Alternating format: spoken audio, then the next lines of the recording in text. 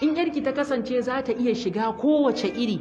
ta fito daga gida ta je gidan biki, ta je ta haɗu da ƙawaye a tafi dina, wannan masifar ta fitintunin bukukuwa da ba zan ce Allah ya jarabce ba, muka jarabci kawunanmu da shi. Ta je ta tsaya a gaban DJ ta yi rawa, ta je ta tsaya a gaban makaɗi ko mawaƙi ta yi rawa, maza sun fi kaza, idanunsu yana kanta tana rawa, kika ga ta yi wannan ta zauna lafiya ba ta ji komai ba, to wallahi ki lissafa cewa ranar matsalar ki koya mata cewa hijabin nan da Allah subhanahu wata'ala ya farlanta mata ba wai zaɓi ba ne, ba sai ta ga dama ba, ba ran da ta yi nishaɗi ba, ba za ta saka ba ne ba wai saboda ke kina ganinta ko babanta yana ganinta,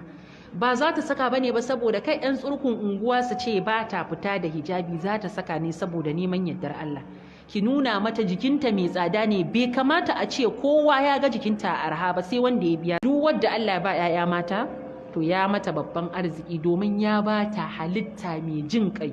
halitta mai tausayi, halitta mai cike da rahama a cikin zuciyarta, halitta a bar ƙauna, halitta wadda za ta iya sadaukar da komai domin ta ga kin ji daɗi ko ka ji daɗi a matsayinka na mahaifinta ko a matsayinki na mahaifiya. 'Ya'ya mata abin so ne,